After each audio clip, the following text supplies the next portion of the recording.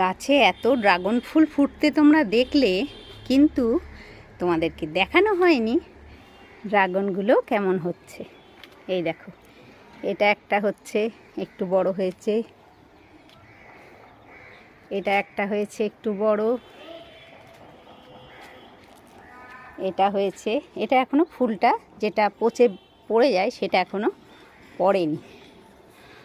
আর ওদিকের যে first time যেটা হচ্ছিল, একদম ফার্স্ট ফুটেছিল, এটা এখানে দুটো ফুটেছিল, তার মধ্যে একটা হচ্ছে ড্রাগন আর একটা খারাপ হয়ে গেছে, মানে পচে পড়ে গেছে।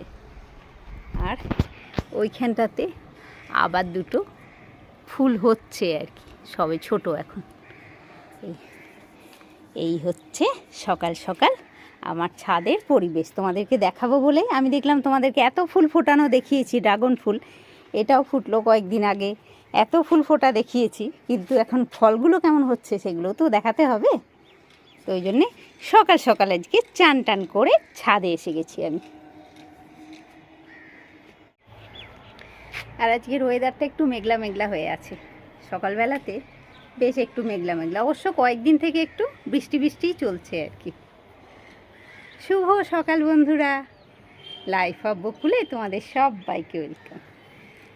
আশা করি সবাই ভালো আছো, সুস্থ আছো আর খুব সাবধানে আছো। খুশি তো থাকবেই, তার সঙ্গে সবাই খুব সাবধানে থাকবে। তো এই হচ্ছে সকালবেলা আশেপাশের পরিবেশ। চলো নিচে যাই। আর আজকে একটা সবজির ঝোল বানাবো, যেটা আমি মাঝে মাঝে বানাই। তো কেউ একজন, আমার ঠিক খেয়াল পড়ছে না, কেউ একজন কমেন্টে তোমরা বলেছিলে যে এই সবজির ঝোলটা একদিন বানিয়ে দেখাবে, তাই বলেছিলে। তো ওই জন্যে আজকে ভাবলাম সবজির ঝোলটা বানাবো, আর দেখি আর কি হয়। তো মোটামুটি সবজির ঝোলটা তোমাদের সঙ্গে আমি শেয়ার করব পুরোটা আর কি। এই চান করে সাজুগুজু করে ছাদে এলাম। আর সাজুগুজু তো আমি একটু করি, সেটা তোমরা জানো। সকালবেলায় চান করে একটু সাজুগুজু আমার হয়, তারপরে সাজুগুজু হলো আর না হলো, সকালবেলায় চান করে একটু সাজুগুজু আমার হবেই। ঠিক আছে, চলো নিচে যাই। এই যে ছাদে সব মেলে দিয়েছি, একদম ভিজে ভিজে হয়ে আছে পুরো ছাদটা সমানে। আজকে মানে ভোরের দিকেও বৃষ্টি পড়েছে। ঠিক আছে, চলো নিচে নেমে যাই। ছাদ থেকে নিচে এসে কিন্তু আমার অনেকগুলো কাজ ছাড়া হয়েছে জানো। তার মধ্যে এই একটা কাজ হচ্ছে সবজিগুলো সব কাটা, আর হয়েছে পুজো করা, এসব হয়ে গেছে আর কি। তো দেখো, এদিকে পটল, আলু আর কুমড়ো, আর পটলগুলো কেটেছি, মানে এই দেখো তোমাদেরকে দেখাই, তোমরা দেখলে বুঝতে পারবে আমি কিভাবে, মানে দেখো একটা পটলকে মাঝে একটা চিড়েছি, দিয়ে সাইড দিয়ে আর একটা করেছি আর কি। এইভাবে পটলগুলো কেটেছি, মানে একটা পটল থেকে 4 টুকরো করে হয়েছে। আর আলুগুলো একটু লম্বা লম্বা করে কেটেছি। আর এদিকে আছে কুমড়ো, আর এর মধ্যে দেবো বড়ি। তো বড়িটা দেখাচ্ছি তোমাদেরকে। তো শুরুতে আমি পটলটাকে আগে একটু ভেজে নেব, শুধু পটলটা। আর এদিকে তো আমার টিফিন ফিফিন খাওয়া সব হয়ে গেছে। অবশ্য আজকে টিফিন খাওয়া আগেই হয়েছে, চান টান করার আগেই আজকে আমার টিফিন খাওয়া হয়ে গেছে। টিফিন খাওয়া, এদিক ওদিক টুকটাক ঘরদোর পরিষ্কার, এসবগুলো হয়ে গেছে আর কি। এবারে চান করে এসে বসাচ্ছি ঝোলটা। আর আজকে দেখি ঝোল বানাবো, পোস্ত বানাবো, আর কি পারবো এখনও ঠিক করিনি অবশ্য। আর আজকে হচ্ছে শনিবার, শনিবার বলে আমাদের যে নিরামিষ খাই এমনটা কিন্তু আমাদের নয়, তবে কখনো কখনো হয়, কোনো শনিবারে নিরামিষ খেয়েও নিই। আবার যখন সুবিধা মতন হয় নিরামিষও করি, আমিষও করি, কোনো বারটার কিছু স্পেশাল নেই। তো পটলটাতে একটু নুন হলুদ দিয়ে ভাজলাম, মানে নুন হলুদ দিয়ে ভাজলে পটল ভাজার একটা যে সুন্দর গন্ধ সেটা কিন্তু আসবে, ওই জন্যে নুন হলুদ দিয়ে পটলটা ভাজলাম। এবারে দেখো পটলটা ভাজা হয়ে গেছে, আর আমি তুলে কড়া পরিষ্কার করে নিলাম। আর কি জোর মেঘ করেছে জানো এখন, আর পাখিগুলো কি জোর জোর ডাকছে, অত মেঘ করেছে আর পাখিগুলো ডাকছে। তো পটলগুলো ভেজে তুলে নিয়ে আমি অল্প একটু তেল দিলাম, আর আলুটা দিলাম। যেহেতু মানে সবগুলো আলাদা করে ভাজছি, ওই জন্যে আমি কিন্তু তেলটা বারে বারে দিলেও অল্প অল্প তেল দিচ্ছি, সেটা তোমরা দেখেছো। পটল ভাজতেও কম তেল দিয়েছিলাম, এখনও কুমড়ো আলুটা ভাজতেও কম তেল দিলাম। আর কুমড়ো আলুটা ভাজতেও আমি অল্প নুন আর অল্প হলুদ কিন্তু দিলাম। ওই যে বললাম ভাজার একটা সুন্দর গন্ধ আসবে। আর এবারে এটা আমি ঢাকা দিয়ে দিয়ে ভাজবো।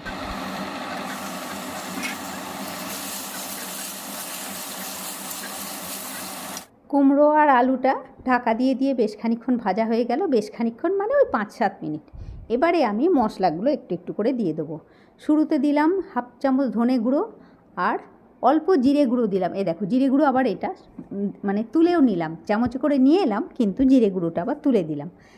আর একটু লঙ্কা গুঁড়ো আর নুন, এটা দিয়ে এটা ভাজবো। ও হলুদও দিতে হবে, হলুদটা অবশ্য দেওয়া হয়নি। এসব হলুদ চিনি সব দিয়ে আমি এটাকে ভাজবো।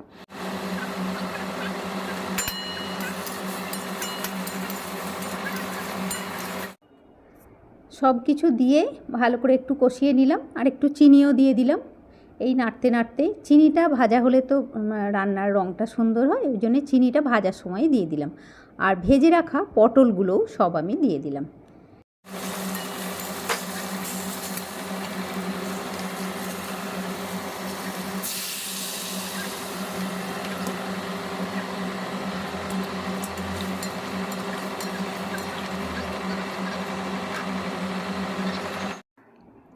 তোমরা দেখলে সব কিছু মশলা দিয়ে কষিয়ে আমি জল দিয়ে দিলাম।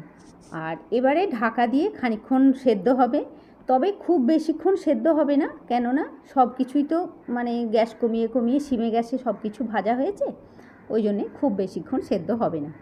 দেখো এইটা সবজিগুলো সমস্ত কিন্তু সেদ্ধ হয়ে গেল, কোনো ফোড়ন কিন্তু এখনও আমি দিইনি, সব সবজিগুলো সেদ্ধ হয়ে গেছে। আমি গ্যাসটা অফ করে দিলাম।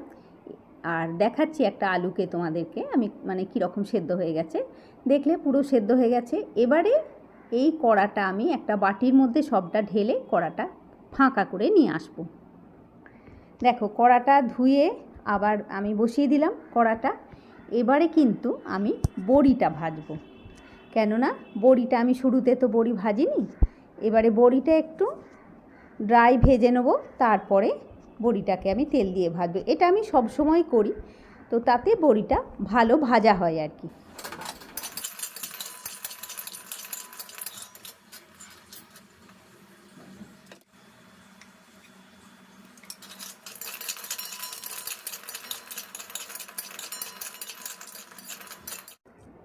দেখো বড়িটা ভাজা হয়ে গেল। আর একটা জিনিস তোমাদেরকে বলি, অবশ্য তোমরা এটা জানো, যারা আমার রান্নাবান্না দেখো তারা জানো, আমার কিন্তু মোটামুটি এই ভাজাভাজি সমস্তটা কিন্তু সিমে গ্যাসেই হলো। আর এবারে বড়িগুলো আমি ওই বাটিতে যে ঝোল, মানে যে বাটিতে ঝোলটা রাখা ছিল সেই বাটির মধ্যে রাখলাম। এবারে আমি দিলাম গ্যাসটাকে অফ করে। আর এই যে কড়াটা হিট হয়ে আছে, প্রচণ্ড গরম হয়ে আছে, এতেই কিন্তু আমি ফোড়নটা ভাজবো। তো শুরুতে অল্প তেল দিলাম, একটা তেজপাতা দিলাম, আর এই প্লেটে আছে 5 ফোড়ন, মানে পুরো 5টা, জিরে, মেথি, মৌরি, কালো জিরে আর রাঁধুনি সব কটা ফোড়ন দিলাম, আর দিলাম একটু হিং। এটা দিয়ে খুব ভালো করে, এখনও কিন্তু গ্যাস আমার অফই আছে, ওই হিটেই কিন্তু আমার এটা পুরো ভাজা হয়ে গেল। এবারে এটার মধ্যে আমি একটু আদাকে কুঁড়ে রেখেছিলাম, সেই কোঁড়া আদাটা, তার সঙ্গে ওই যেটাতে কুঁড়েছিলাম সেটাতে একটু জল ছিল, সেটা দিয়ে আমি আদাটা দিয়ে দিলাম। হ্যাঁ, আর আদাটাকে কিন্তু পুরো ভাজবো না। আর এবারে কিন্তু আমি গ্যাসটা ধরিয়ে দেবো। তো আদাটা কিন্তু পুরো ভাজবো না, হাফ ভাজা হলো যখন, মানে একদম শুকনো করে যে আদাটাকে ভাজলাম তা কিন্তু ভাজলাম না, হাফ মোটামুটি ভাজা হলো, সেই সময় পুরো বাটির ঝোলটা আমি ঢেলে দিলাম। আর এবারে হয়ে গেল। এবারে একটু স্বাদটা দেখে নেব, নুন মিষ্টির স্বাদটা দেখে নেব। আর এই ঝোলটা একটু মিষ্টি না হলে ভালো লাগে না, ওই জন্যে নুন মিষ্টির স্বাদটা দেখে নেব। দেখলাম মিষ্টি ঠিকই ছিল, নুনটাই একদম নুন কম ছিল। আর হয়ে গেল, একটু বেশ টকবক করে ফুটে যাবে, হয়ে গেল। আর ওদিকে তো আমার লক্ষ্মীরানীও এসে গেছে, কাজকর্ম লক্ষ্মীরানী হয়েও গেছে, আমার ওদিকে চা হচ্ছে। চলো এবারে বাকি কাজকর্ম সেরে নিয়ে আবার তারপরে তোমাদেরকে দেখাচ্ছি। আর কি জোর বৃষ্টি এসছে।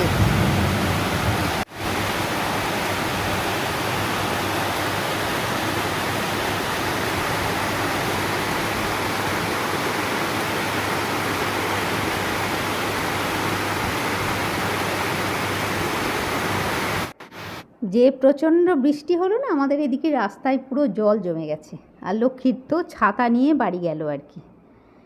তো এদিকে ঝোল তো হয়ে গেছে, আমি ওদিক ওদিক সব অনেক কাজ ছেড়ে চলে এলাম। ঝোলটা অবশ্য ঠান্ডাও হয়ে গেছে। আর দেখো বড়িগুলো ওই ঝোলে একটুখানি ফুটে কত বড় বড় হয়ে গেছে। আর এইভাবে তোমরা বানাবে নিরামিষ ঝোল, খুব ভালো লাগে খেতে। মানে একদিন অবশ্যই বানাবে, কোনো নিরামিষের দিনে এরকম ঝোল অবশ্যই বানাবে, খুব ভালো লাগে খেতে। মানে সব সবজির একটা সুন্দর স্মেল, অবশ্যই এর সঙ্গে ঝিঙেও দেওয়া যেতে পারে। মানে আমি দিইনি ঠিকই, কিন্তু ঝিঙেটাকেও ভেজে যদি দেওয়া যায় তাও দেওয়া হবে। তো চলো এবারে ঝোলটা তুলে ফেলি।